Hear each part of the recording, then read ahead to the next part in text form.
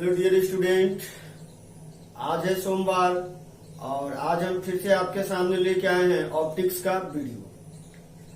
तो आज जो हम लोग स्टार्ट करने वाले हैं, इस सप्ताह का आपका पहला वीडियो होगा ऑप्टिक्स का। तो पिछले सप्ताह में जो आपका क्लास हुआ था ऑप्टिकल फाइबर तक हुआ था आपका, ठीक है। तो ऑप्टिकल फाइबर क्या है ये हम बता दिए थे आपको, और ऑप्टिकल फाइबर का यूज सब क्या था आपका। तो इलेक्ट्रिकल सिग्नल, जो आपका इलेक्ट्रिकल सिग्नल होता है, ठीक है, लाइट सिग्नल होता है, इसको हम लोग क्या करते हैं, ट्रांसमिट करने के लिए यूज करते हैं हम लोग, ठीक है। ट्रांसमिट करने के लिए हम लोग यूज करते हैं किसका, ऑप्टिकल फाइबर केबल का हम लोग यूज करते हैं। इसके अलावा क्या था आपका, मेडिकल क्षेत्र में भी इसका उपयोग किया जाता है, ठीक है। मेडिकल क्षेत्र में भी इसका उपयोग किया जाता है। बस आप ऐसे याद रखिएगा, इलेक्ट्रिकल सिग्नल को ट्रांसमिट करने के लिए, लाइट सिग्नल को ट्रांसमिट करने के लिए एवं मेडिकल क्षेत्र में क्या होता है, ऑप्टिकल फाइबर का प्रयोग किया जाता है। तो आपको याद रखना है ये चीज, क्योंकि आपका 2 मार्क्स क्वेश्चन में आपसे पूछता है ऑप्टिकल फाइबर क्या है एवं इसके उपयोगों को लिखें। क्लियर? या डायरेक्ट पूछेगा ऑप्टिकल फाइबर के उपयोगों को लिखें, ठीक है। तो आपको क्या करना है, ऑप्टिकल फाइबर का 2-3 यूज याद रखना है। इसका यूज हम लोग क्या करेंगे, मेडिकल क्षेत्र में करेंगे, इलेक्ट्रिकल सिग्नल ट्रांसमिशन में करेंगे, फिर जाके क्या करेंगे, लाइट सिग्नल को ट्रांसमिट करने के लिए हम लोग प्रयोग करेंगे, ठीक है। ये किस पे आधारित है, ये आपका पूर्ण आंतरिक परावर्तन पर आधारित युक्ति है। क्लियर? यहाँ तक आपका हो गया था। चलिए आज हम लोग चलते हैं एक न्यूमेरिकल्स पर, जो आपका बिहार बोर्ड का एग्जाम में 2018 में पूछा गया, जो कि बहुत इंपॉर्टेंट क्वेश्चन है। अगर कभी पूछ दिया है क्वेश्चन 18 में, तो समझ लीजिए वो आपका बहुत इंपॉर्टेंट क्वेश्चन हो जाता है, कभी भी पूछा गया क्वेश्चन आपका, ठीक है। तो चलते हैं इस न्यूमेरिकल को देखते हैं क्या है। देखिए, बोला जा रहा है एक मछली पानी के अंदर 7 सेंटीमीटर की गहराई में तैर रही है। कितना सेंटीमीटर है, √7 सेंटीमीटर की गहराई में तैर रही है, ठीक है। अब बोला जा रहा है क्या, मछली पानी के बाहर केवल एक वृत्ताकार पथ में देख सकती है। अगर मछली देखेगी बाहर तो कितना दूर देखेगी, तो एक वृत्ताकार पथ में देखेगी, तो उस वृत्ताकार पथ की त्रिज्या कितना होगा, जबकि हवा में पानी का अपवर्तनांक कितना है, हवा के सापेक्ष पानी का अपवर्तनांक आपका दिया है 4/3। तो इस प्रकार के क्वेश्चन को बनाने के लिए सबसे पहले आपको क्या करना पड़ेगा, एक फिगर ड्रॉ करना पड़ेगा। तो क्वेश्चन के अनुसार क्या बोल रहा है, कोई मछली है, तो मछली कहाँ होगा, हवा में, पानी में होगा। ये हो गया आपका पानी में मछली, ठीक है। अब मान लीजिए यहाँ पर आपका मछली, ठीक है। अब मछली के बारे में बोला जा रहा है, ये मछली जब ऊपर देख रही है तो ऊपर में क्या होता है कि ये वृत्ताकार, मछली पानी के बाहर केवल एक वृत्ताकार पथ में देख सकती है। तो यहाँ से जब देखेगी तो ये किधर देखेगी, तो ये मान लीजिए 7 सेंटीमीटर गहरा है, ये दूरी हो गया आपका 7 सेंटीमीटर। यहाँ पर एक वृत्त बना दीजिए, इसी वृत्त पर ये देख सकेगी, मतलब इस तरह से ये देखेगी। क्लियर में? ये हो गया देखने का इसका। अब देखने का मतलब यहाँ से ये लाइट गया होगा, लाइट यहाँ तक पहुंचा, यहाँ के बाद कहाँ जाएगा, ये ऊपर जाना चाहिए, लेकिन ऊपर तो जाएगा नहीं, क्योंकि यहाँ माध्यम का प्रॉब्लम आ गया। यहाँ तक पानी है, यहाँ पर हवा है, तो पानी से जब हवा में जाएगा तो लाइट किधर जाएगा, अभिलंब से दूर जाएगा, नजदीक जाएगा, अभिलंब से दूर जाएगा। तो देखिए ये हो गया आपका अभिलंब से दूर जाना। तो दूर जाना मतलब किधर, इधर जाएगा, एक समय में आएगा इधर आएगा और होगा। तो एक समय अगर मान लीजिए ऐसा होगा, ये इधर जाएगा, आगे जितना जाएगा, अगर आगे चला गया तो ये क्या होगा, बहुत दूर तक दिखाई देगा इसको। अगर ये लाइट बाहर चला गया ये क्या होगा, बहुत दूर तक दिखाई देगा। लेकिन क्या है, उसको सिर्फ ये वृत्त तक दिखाई दे रहा है, इसको सिर्फ ये वृत्त तक दिखा रहा है, मतलब इसके सीमा पर ही लाइट रहेगा। यही बात है ना, पानी पर ही लाइट रहेगा ना, तो लाइट क्या होगा, इधर की तरफ मुड़ जाएगा। और इधर की तरफ मुड़ने का मतलब ये कितना डिग्री हुआ, 90 डिग्री।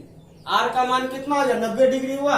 और जिस स्थिति में आर का मान 90 डिग्री होगा, उस स्थिति में जो आपका आपतन कोण होगा वो कितना होगा, तो वो हो जाएगा आपका क्रांतिक कोण।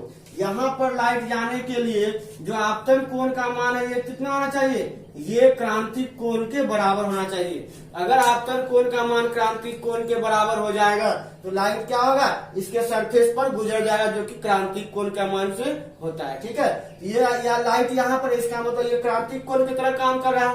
तो यानी कि ये आपका क्या हो जाएगा, क्रांतिक कोण सी हो गया आपका क्या, क्रिटिकल एंगल। ठीक है, अब यहाँ क्या दिया, ये हाइट आपका दिया, ऊंचाई आपका कितना दिया है, फिलहाल मान लीजिए h मान लीजिए जो दिया है कितना है, √7 पर दिया है आपका, यही है ना। फिलहाल ये मान लीजिए कितना h है, और ये त्रिज्या है, त्रिज्या कितना है r, जो आपको निकालना है। क्लियर ना, ये r आपको क्या करना है, निकालना है। ये कोण कितना है, ये है आपका c। ठीक है, हम लोग जानते हैं, चूंकि हम लोग क्या जानते हैं, जो आपका स्नेल का नियम उसके अनुसार क्या जानते हैं, sin i बटे sin r इक्वल टू μ2/μ1, ये हम लोग जानते हैं। और अगर क्रांतिक कोण से बात करें हम लोग, तो क्रांतिक कोण से ये आपतन कोण का मान कितना हो जाएगा, जब c हो जाएगा तो r का मान कितना हो जाएगा, 90 डिग्री, और ये क्या हो जाएगा, μ2/μ1। तो देखिए अब μ2 और μ1 सोचिए क्या है, लाइट यहाँ से आपका जा रहा है, देखिए ये हो गया पहला माध्यम और ये हो गया दूसरा माध्यम। तो दूसरा माध्यम क्या है, हवा है ना, तो दूसरा जो अपवर्तनांक होगा ये किसका होगा, ऊपर में किसका होगा, हवा का अपवर्तनांक होगा ना, और नीचे किसका होगा, पानी का अपवर्तनांक, पानी का अपवर्तनांक होगा। अब देखिए हवा का अपवर्तनांक कितना होता है, लगभग 1 होता है, हवा का अपवर्तनांक कितना होता है, अप्रोक्सीमेट 1 होता है। तो इस स्थिति में अगर हम लोग बात करें तो sin 90 का वैल्यू 1, तो sin 90 का मान 1, हवा का अपवर्तनांक 1, और नीचे पानी का अपवर्तनांक मान लीजिए क्या है, म्यू। तो ये क्या हो गया, sin c इक्वल टू क्या हो गया, 1/μ, या हम लोग कहें तो म्यू इक्वल टू क्या हो गया, 1/sin c। यहां तक क्लियर है। तो आपके पास म्यू इक्वल टू क्या गया, 1/sin c। अब देखिए c क्या है आपका, तो आपके पास हो गया mu equal to 1/sin c। अब देखिए c क्या है, क्रांतिक कोण है ना, तो क्रांतिक कोण है या कोई भी कोण है, जब यहाँ c है, ये कोण है, तो इसके सामने वाला ये क्या होगा, परपेंडिकुलर, ये हो जाएगा बेस, ये हो जाएगा कर्व।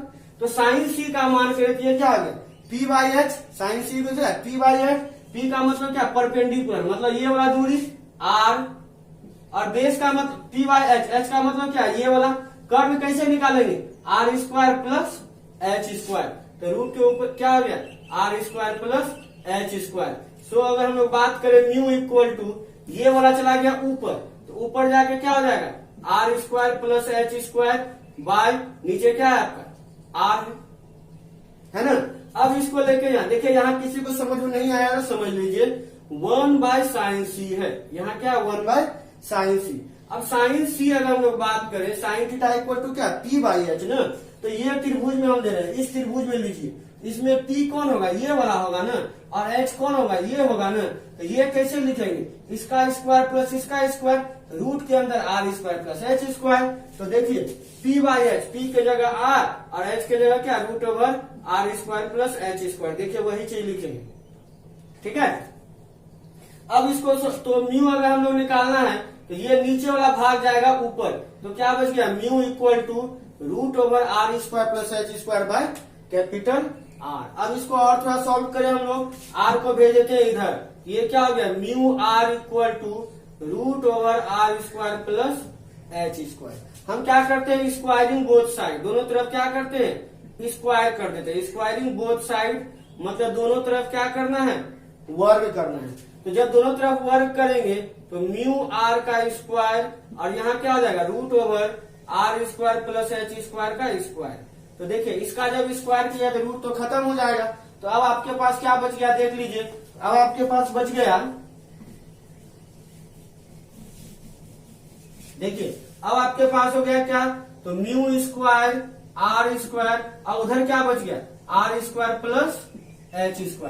देखिए r² डबल डबल है, एक तरफ लेके आ जाइए, तो μ² r² माइनस r² बराबर क्या हो गया, h²। r² को निकाल लिए कॉमन, μ² माइनस 1 इक्वल टू क्या हो गया, h²। आपको r² चाहिए ना, r² इक्वल टू क्या हो गया, इधर आपका पहले से h² है, ये आ जाएगा नीचे में, तो नीचे में क्या आ जाएगा म्यू स्क्वायर माइनस 1, तो आर स्क्वायर इक्वल टू, अब एच स्क्वायर, एच कौन सा है, एच आपका ये है ना, एच कितना ऊंचाई में मछली है, ये वाला कितना है √7, ये कितना आ गया √7 का स्क्वायर, और नीचे देख लीजिए म्यू स्क्वायर, तो म्यू का वैल्यू कितना दिया 4/3, तो 4/3 का स्क्वायर, नीचे क्या हो जाएगा 4/3 का स्क्वायर और -1।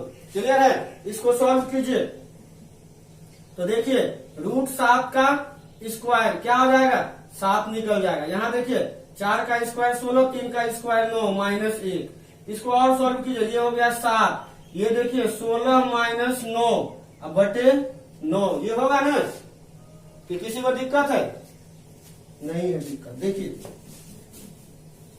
अब इसको थोड़ा सा और आगे बढ़ाइए, देखिए क्या हो जाएगा, तो ऊपर तो 7 है, नीचे देखिए 16 - 9 कितना हो जाएगा, 16 में से निकल गया 9, 7 16, ये हो गया 7, और नीचे कितना हो गया 9, यही है ना। यहाँ पर क्या है आपका, ये है R square, 7 7 cancel, R square बराबर ये 9 कहाँ जाएगा ऊपर, तो आर बराबर कितना निकल गया 3, तो वहां जो आपके पास 7 दिया हुआ था क्या सेंटीमीटर में दिया हुआ था, देखिए √7 सेंटीमीटर, ये दूरी में क्या निकलेगा 3 सेंटीमीटर। इसका मतलब मछली को जो दिखाई देगा 3 सेंटीमीटर की त्रिज्या में चारों तरफ इसको दिखाई देगा। क्लियर, चलिए चलते हैं हम लोग अगले क्वेश्चन की ओर। तो अब है आपका दूसरा क्वेश्चन, देखिए क्वेश्चन क्या बोल रहा है, ये क्वेश्चन भी आपका बिहार बोर्ड में 2018 में पूछा गया क्वेश्चन है, जो कि बहुत इंपॉर्टेंट क्वेश्चन है। ठीक है, क्या है देख लीजिए, बोला जा रहा है वह एक छोटी पिन को मेज पर स्थापित किया गया है तथा इसको 50 सेंटीमीटर की दूरी पर ऊपर से देखा जाता है। कोई पिन है जिसको क्या किया गया मेज पर रखा गया है और इसको 50 सेंटीमीटर ऊपर से देखा जाता है। यदि पिन के ऊपर 15 सेंटीमीटर मोटाई के 5 का गुटका रख दिया जाए तो पिन का प्रतिबिंब अब कितना ऊपर दिखाई देगा। गुटके को मेज के समानांतर रखा गया है। याद कीजिए, हम 2 दिन पहले आपको एक क्वेश्चन बताए थे जिसमें क्या था कि कोई लकड़ी जो है अगर पानी में तो क्या उठा हुआ दिखाई देता है ना, वही कितना उठा है वो आपको निकालना है। वही क्वेश्चन है आपका, सेम टू सेम न्यूमेरिकल्स बना दिया है इसको। ठीक है, तो देख लेते हैं क्या है। पहले मान लीजिए ये आपका मेज है, ठीक है। अब मेज है तो मेज कैसा होगा, तो आप लोग तो समझ ही रहे हैं, ये आपका मेज है, ठीक है। अब मेज पर क्या है कि ये हम लोग क्या किए, पिन रख दिए हम लोग, ठीक है। ये आपका पिन, ठीक है। अब ये पिन रखा गया। अब क्या बोल रहा है कि पिन इसको जो यानी कि इस पिन को ऊपर से यानी कितना 50 सेंटीमीटर के ऊपर से देखा जाता है। अब 50 सेंटीमीटर कितना है देखिए, तो मान लेते हैं आपका 50 सेंटीमीटर है ये, जहां से क्या किया जाता है इसको देखा जाता है। क्लियर, लेकिन बोल रहा है क्या इतना देखा जाता है। यदि पिन के ऊपर 15 सेंटीमीटर मोटाई के कांच का गुटका रख दिया गया है। अब यहाँ पर क्या किए हम, कांच का कोई गुटका रख दिए जो कितना है 15 सेंटीमीटर ऊंचाई का है, ठीक है। तो बोला जा रहा है कि जो लाइट जो है यानी कि पिन जो है वो कहाँ दिखाई देगा, कितना उठा हुआ दिखाई देगा। तो सीधा बात देखिए, यही मान लीजिए कि यहाँ कोई छड़ी है, जैसे इससे पहले था ना कि कोई क्वाइन था, मान लीजिए ये क्वाइन है जैसे था वहां पर, यहाँ पिन है। हम लोग मान लीजिए कि यहाँ से देख रहे हैं, ठीक है, देख तो रहे हैं यहाँ से, लेकिन आपको क्या करना है, हम बताए थे थोड़ा सा साइड लेकर के आपको देखना होगा। तो मान लीजिए लाइट यहाँ से गया इसे, ये हो गया अभिलंब, बताए हुए थे अभिलंब से लाइट को जाना चाहिए इससे, लेकिन ऐसे तो जाएगा नहीं, क्योंकि ये क्या है, यहाँ आपका आ गया है क्या कांच का गुटका। तो कांच का गुटका क्या है आपका सघन माध्यम है और हवा क्या है विरल माध्यम, ठीक है। सघन माध्यम से जब लाइट विरल माध्यम में गुजरती है तो लाइट क्या होता है अभिलंब से दूर हो जाती है। तो ये हो गया अभिलंब की तरफ जाना, ये हो गया अभिलंब से दूर जाना, इधर जाएगा तो लाइट कहाँ आ जाएगा, यहाँ आ जाएगा, ठीक है। अब लाइट यहाँ गया, इसको पीछे बढ़ाएंगे तो ये कहीं कहीं कटेगा, तो जहां भी कटेगा पिन अब क्या होगा, आदमी को यहाँ समझ में आएगा कि पिन कहाँ पर है, यहाँ पर पिन रखा हुआ है। क्लियर, तो बोला जा रहा है ये जो ऊंचाई उठा, यही ऊंचाई आपका कितना उठा ये आपको निकालना है। मान लीजिए कितना ऊंचाई उठा, x ऊंचाई उठा है। और एक्चुअल डिस्टेंस क्या था आपका, जो था आपका मान लीजिए कैपिटल टी था, एक्चुअल डिस्टेंस जो था 50 सेंटीमीटर। और जो आपका ये थिकनेस है, इस थिकनेस को हम मान लेते हैं टी मान लेते हैं। क्या मान लिए हम, टी। अब आपको क्या चाहिए, कितना उठा हुआ, यही वाला भाग ना।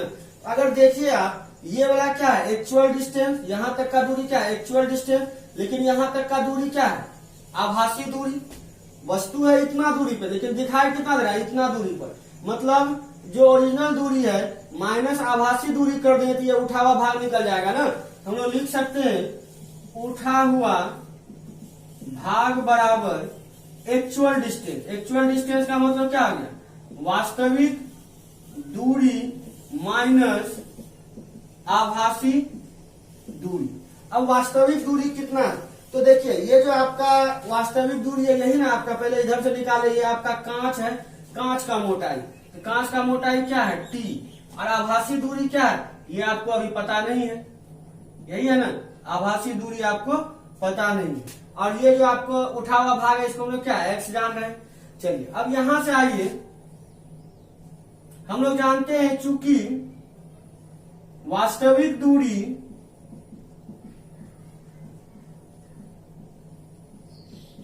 बटे आभासी दूरी ये क्या होता है, म्यू होता है ना। म्यू इक्वल टू क्या होता है, वास्तविक दूरी बटे आभासी दूरी। तो अगर मान लीजिए हमको क्या चाहिए, आभासी दूरी नहीं पता है ना, तो आभासी दूरी अगर आपको चाहिए तो क्या किया, देखिए तो आभासी दूरी बराबर क्या होगा, आभासी दूरी बराबर क्या हो जाएगा, वास्तविक दूरी अब बटे में क्या कर देंगे, म्यू कर देंगे, हो जाएगा। अब देखिए वास्तविक दूरी क्या लिया है, दोनों टी लिए है ना, ये जो आपका कांच का मोटाई है टी, और बटे क्या हो गया, म्यू हो गया। हम लोग आभासी दूरी को हम लोग क्या लिख सकते हैं, अब कितना हो गया, आभासी दूरी आपका हो गया, ये हो गया टी बटे म्यू, है ना। अब हमको आ जाइए यहाँ पे, ठीक है, आ जाइए आप। अतः तो क्या टी बाई म्यू है ना, अतः एक्स बराबर ये हो गया टी, और आभासी दूरी क्या निकाले, टी बाई म्यू। तो क्या हो गया, टी निकाल लीजिए कॉमन, 1/1 माइनस म्यू हो गया। क्लियर। अब देखिए टी का मतलब जो आपका थिकनेस है कितना है, 15 है, ये हो गया 15, 1 माइनस 1 बाई म्यू का वैल्यू कितना है, देखिए म्यू का वैल्यू आपको दिया हुआ होगा, ये दिया आपका 3/2, तो ये हो गया आपका 3/2। जब इसको आप सॉल्व किया ये हो गया 15, 1 माइनस 2/3 आप लोग कर सकते हैं इसको उल्टा के। अब ये कितना हो गया 5, एलसीएम लेंगे, ये हो गया 3 माइनस 2/3, ये कितना हो गया 15 गुना 1/3, ये हो गया 5। तो फाइनली आपके पास क्या निकल गया, 5 सेंटीमीटर। तो ये जो एक्स है, ये एक्स कितना निकल गया आपका 5 सेंटीमीटर। हम लोग कह सकते हैं अतः उठा हुआ दूरी अगर हम लोग बात करें तो ये कितना आ गया 5 सेंटीमीटर। ठीक है। अब कहा जो देख रहा है स्रोत यानी कि जो दर्शक के आंख से दूरी अगर हम लोग बात करें, ये 50 सेंटीमीटर से देख रहा था, यहां तक 50 सेंटीमीटर था, लेकिन उसको क्या लगा थोड़ा सा उठा हुआ, कितना उठा हुआ 5 सेंटीमीटर। तो 50 सेंटीमीटर माइनस 5 सेंटीमीटर मतलब कितना हो गया 45 सेंटीमीटर।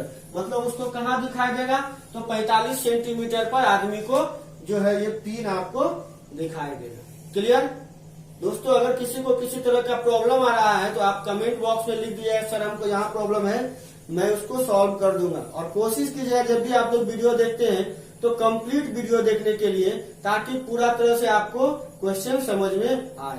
क्लियर। चलते हैं हम लोग अगले क्वेश्चन की ओर। तो नेक्स्ट क्वेश्चन क्या है आपका, देखिए अगला क्वेश्चन बोला जा रहा है एक माध्यम का क्रांतिक कोण 60 डिग्री है। कोई माध्यम है जिसका क्रांतिक कोण 60 डिग्री है, तो बोला जा रहा है माध्यम का अपवर्तनांक निकाले। वन लाइनर क्वेश्चन है।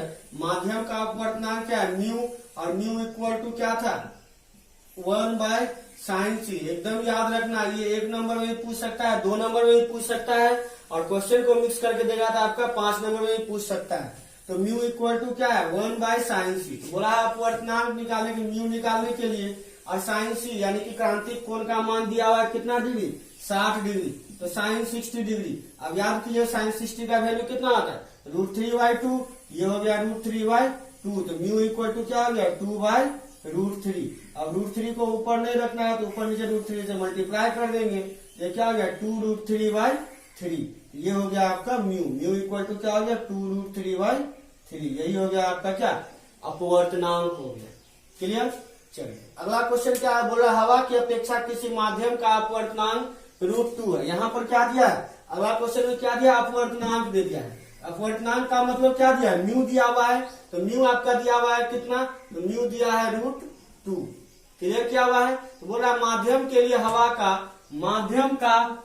के लिए क्रांतिक कोण कितना होगा।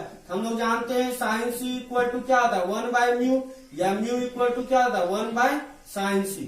यहाँ क्या मिला, क्रांतिक कोण माना है, तो यही सी आपको निकालना है।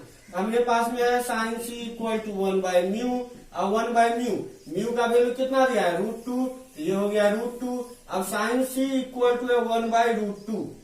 अब सोचिए तो 1/√2 साइन में किसका वैल्यू होता है, 0, 1/2, 1/√2, 0, 30, 45, ये 45 डिग्री का मान होता है। ये किसका मान है, साइन 45 डिग्री, इसीलिए सी बराबर कितना हो गया 45 डिग्री।